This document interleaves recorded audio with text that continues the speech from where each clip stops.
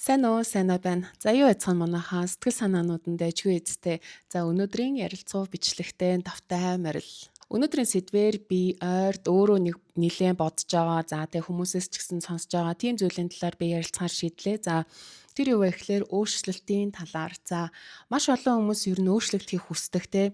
Өөрийнхөө дахиад нэг дээд түвшин байх юмсан, өөрийнхөө шилдэг хувилбар нь байх юмсан. Альсвал зүгээр ингээ байгаа байдлаасаа ч юм уу ямар нэгэн амьдралынхаа хэм маягаас уйддаг ч юм уу те эсвэл ажил, карьер, relationship гэл маш олон зүйл дээр өөрчлөлтийг хүсдэг. Гэхдээ өөрчлөлтөөс маш их айдгаа гэсэн тийм комментууд болол би ойрд айгүй их сонссон. За тэгээ ер нь яагаад хүн өөрчлөлтөөс айдаг юм бэ гэсэн хамгийн том шалтгаануудынх нь нэг нь болохоор тухайн өөрчлөлтийн дараа тэг ямар нэгэн үйлдэл ч юм уу ямар нэгэн зүйл хийсний дараа хүн цаана нь юу байгааг ерөөсөө мэдтгүү. Гэхдээ яг сайн юм байх уу муу юм байх уу гэдгийг ч ерөөсөө мэдтгүү. Үүний цаана маш том зүйл байж магадгүй. Эсвэл юу ч байхгүй ч гэж магадгүй. Гэхдээ тэрийг хүн яах вэ гэхээр өөрөө хийж үзчихэж л мэдэрнэ тэ. Тийм болохоор хамгийн түрүүнд хүн тухайн өөрчлөлтийг хийснийхээ дараа за бүр ингээ хожихгүй маа гэхэд ямар нэгэн зүйлийг сурч авдаг гэдгийг маш сайн ойлгох хэрэгтэй. Дараагийн энэ удаа төвшинмаа гэхэд дараагийн удаа яг энэ зүйлийг хийхэд за би яг ер нь ингийн байлээ шүү гэд. Яагаад гэвэл өмнө туршаад үтцсэн өмнө өөрийгөө нэг ч гэсэн алхам ингээ тэ өөрчлөлт үтцсэн болохоор дараагийнх нь байдалд орохороо одоо за энийг бол ингэж хийх юм аа гэд тухайн сурсан зүйлээ ингээд тухайн үед ашигладаг тийм зүйл бол байгаа.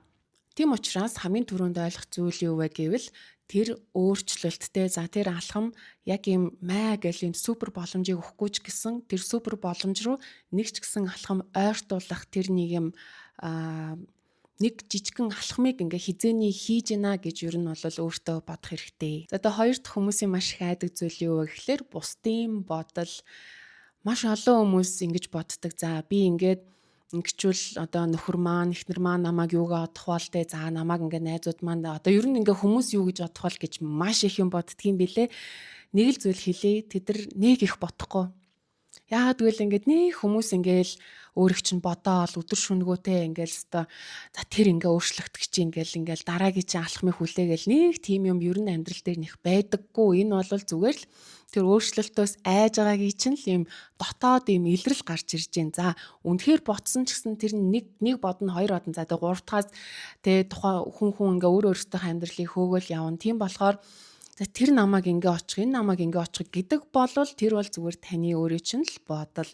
Тийм болохоор бусдын юу гэж бодох бол гэдэг тэр нэг юм бодлыг өөртөө тээчээд тэрний төлөө өөрийгөө тэр нэг амжилтаасаа ч юм уу нэг зүйлээс нэг алхмаас ингээ хоошин татна гэдэг бол хамгийн утгагүй зүйл. Өөр дээрээ төвлөр өөрийнхөө алхам дээр төвлөрөл өөрийнхөө алсын хараа харцсан тэр юм байгаа бол тэрийг хараад яв. Тэрнээс биш гэхдээ түрүү тэр алсын хараатай байхад энэ наадлын жижиг сажиг юм ер нь нэг тийм амар хүнд них нөлөөлөхө болчдөг. Яагаад бол тэрийг би өөр дээрээ ч гэсэн мэдэрчээсэн. Би яагаад л юм жижиг юмд стресстэй ерөөсөө том юм харахгүй байгаад ер нь тэгж амьдардаг үе бас надад байсан. Гэхдээ одоо миний ингээ хийхийг одоо хичээж байгаа зүйлийг гэхэлэр би дандаа алсыг хардаг. Би 5 жил, 10 жил, 20 жил, 30 жилийн дараа тэг магадгүй 50 жилийн дараа миний нэр яаж дурсагдах юм бэ гэдгийг би харж ямар нэг зүйлээ хийхийг хичээж байгаа учраас наадлын жижиг сажиг нэг өнөөдрийн хин нэгэнтэй ямар нэгэн зүйл одоо ам мөрөвч юм уу за тэгэл одоо юу гэдэг хин намайг юу гэж бодох бол те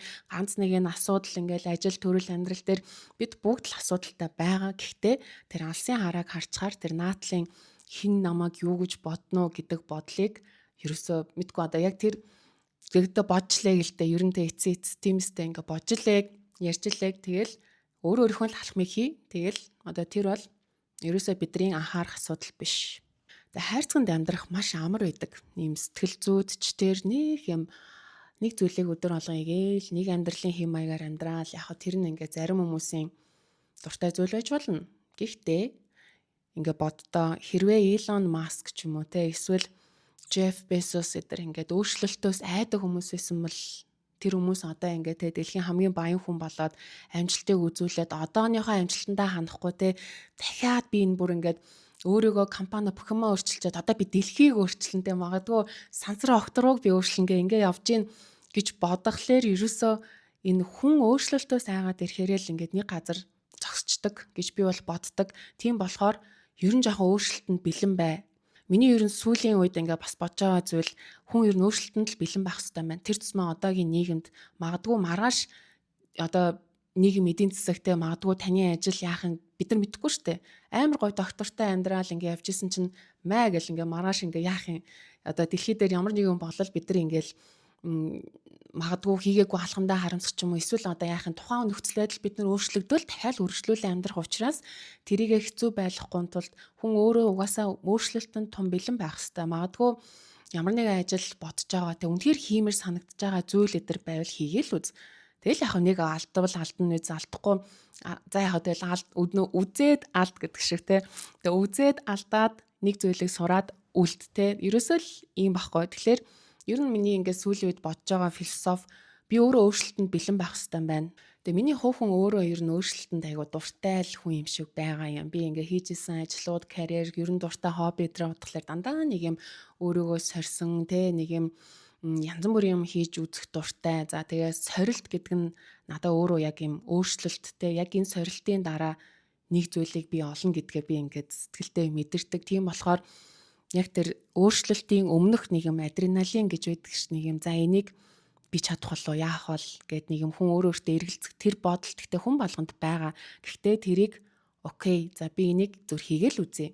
Ерөөсөө маш хөнгөн л бод. Тэр хүмүүсийн юмд ингээ бодохгүй тэгээ зөвхөн өөрөө за би яг энэний дараа би ямар боломж байж магадгүй одоо тэр цаана юу байгааг би өөрөө ч мэдэхгүй хинч мэдэхгүй. Гэхдээ тэрийг төрүүлж хийж үтсэн нь за тэгээд хийсэн нь үйлдэл хийсэн нь ер нь бол хождог. Тийм болохоор миний хувьд бол өөрийгөө давж нэг юм өөрчлөлт хийсэнтэй эсвэл өөртөө жоохон айжсэн ч гэсэн зориг гаргаад хийсэн яг тэр цаг мөчүүдэд би миний амьдрал ингээд огцом ер нь ингээд айгу дээшээгээ өөдөлж исэн гэх юм уу те. Тэгэнгүүт магадгүй одоо ингээд бодглохлоор би яг боддог байхгүй. За би тэр үед тэгээх байсан бол яах вэ? Энэ үед ингээг байсан бол яах вэ гэж бодглохлоор би яг тухайн газараа үлдсэн л байгаа. Одоо юу гэх юм.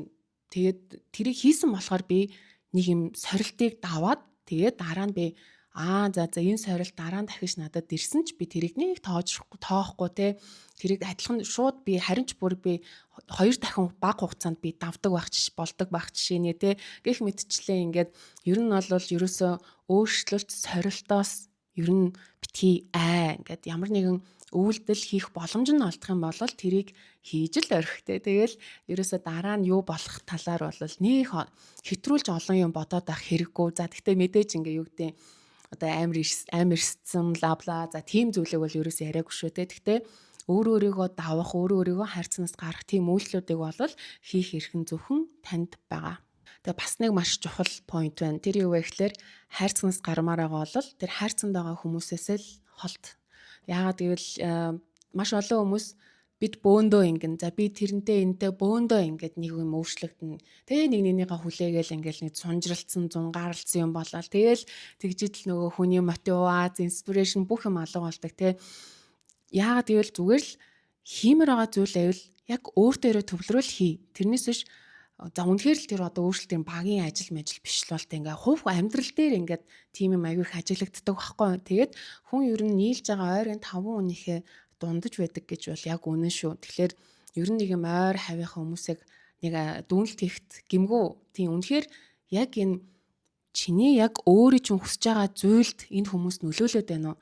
Альсвал одоо тэ яг тэр алхмыг чинь хойшлуулах те эсвэл удаашруулах тийм зүйл ингээд нөлөөлөл тэр байгаад байна уу гэдгийг бол хүн мэдрэх хэрэгтэй. Тэгжиж яг энэ ганцаараа хувьдаа ингээд хийх тэр амжилт руугаа ч юм уу те эсвэл хийж үзхийг хүсэж байгаа тэр зүйл рүүгээ тэмүүлээд ганцаараа явж явах нь бол хамгийн чухал. Тийм учраас зүгээр өөрийгөө хайрцагтаа гэж бодож байгаа л яагаад гэдгийг маш сайн хар. Яагаад одоо эдгээр саяны миний ярьсан шалтгаанууд байна шүү дээ. Хин нэгнээс айсан уу эсвэл нэг юм зүгээр л хувь хүний айдас байгаа даа. Эсвэл ингээ хавь ойрын гэр орны хүмүүстэй гэр бүл заа тэгэл одоо найз нөхөд ингээ ажил хамт олонны нэг юм нөлөө байгаад байна уу. Тэгээд гол нь өөртөө тэр дүнэлтийг гаргаад тэгээд нэг олон юм бодхоос өмнө бараг тэр үйлдэлийг хийгээд явсан нь бол хождог юм шиг надад санагддаг. Бас нэгэн зүйлийг хэлэхэд өөрчлөлт заавал том байх албагүй. Зүгээр л магадгүй та өглөө босох цагаа өөрчилж болж байна. Жохон эрт болгоё. За тэр 30 минутын эрт босоод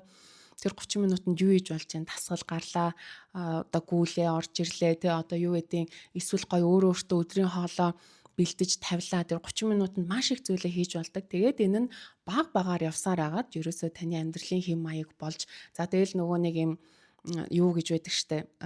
Өдөр болгон нэг зүйлийг хийгээд хар сахилга бат за сахилга батын цаана мэдээж те одоо тэрийг яг өөрийнхөө үйлдэл амьдралд оруулсан тийм үйлдэл болох зуршил болгохын тулд энд маш их цаг хугацаа шаардагддаг. Гэхдээ энэ нь заавал том өөрчлөлтөөр биш. Магадгүй яг энэ 30 минутыг өдөр болгоны 30 минутыг та ингээд жилээр ингээд бодглохоор одоо хэдэн цаг болдог чинь те.